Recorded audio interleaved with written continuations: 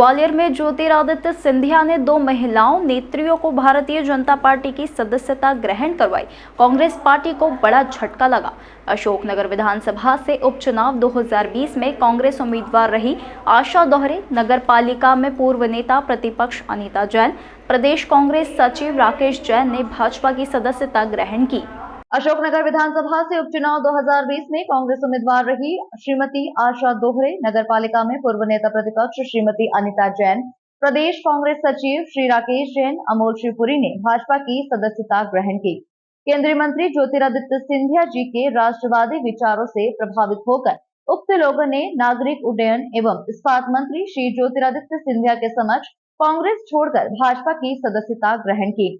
जिन दोनों महिला नेत्रियों ने भारतीय जनता पार्टी का दामन थामा है, उनका कहना है कि जिस पार्टी में यानी कांग्रेस में लंबे समय से उपेक्षा हो रही थी, हम लोगों ने बहुत मेहनत की और कोई नतीजा नहीं निकला।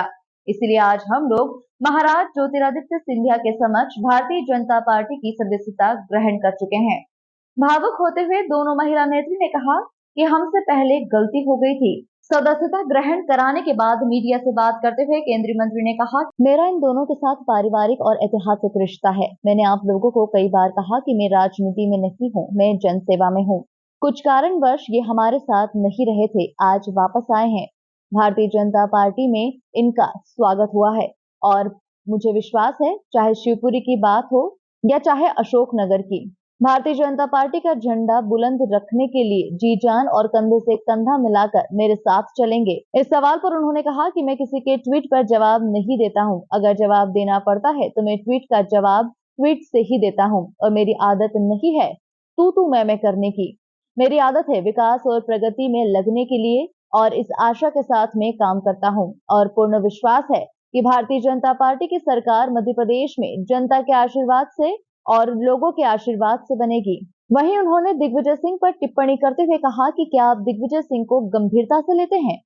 मेरा एक पारिवारिक रिश्ता और ऐतिहासिक रिश्ता इन दोनों के साथ रहा है।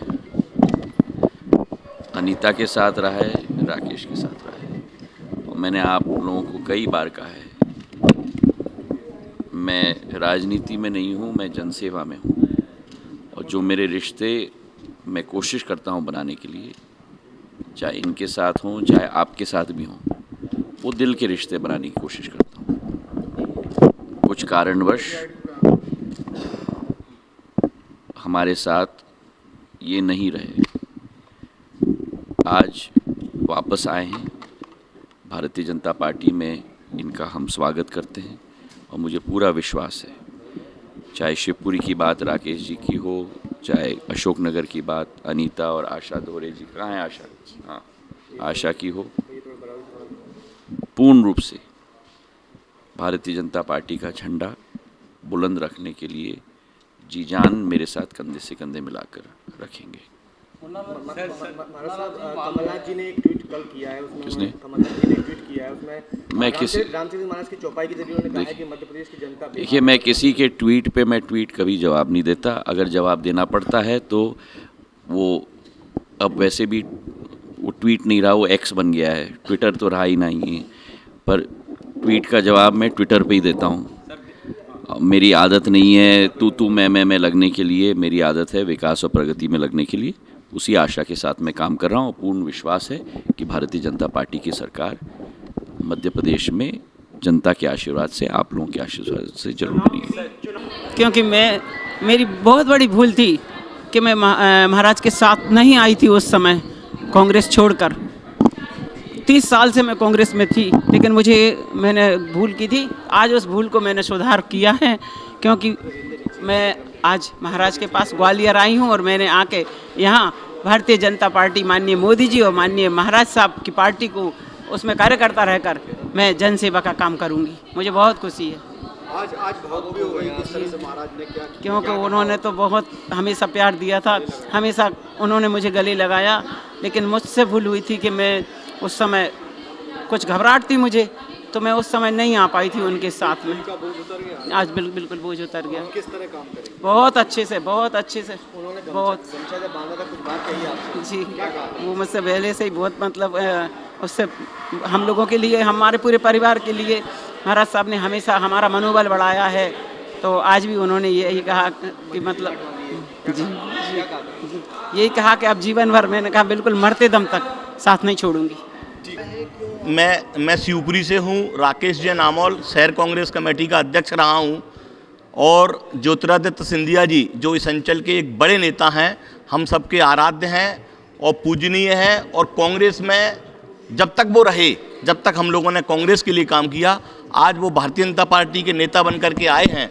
और हम सब लोग चाहते हैं कि उनके नेतृत्व में पूरे प्रदेश के अंदर जिस तरीके से भाजपा की लहर चलने वाली है, कांग्रेस ने जिस तरीके से कमलनाथ जी ने और दिग्विजय सिंह जी ने जो खेल खेला है, लोगों को पहले ज्वाइन कराया, उसके बाद में टिकट का आश्वासन दिया और आश्वासन देने के बाद में उनको टिकट नहीं दिए।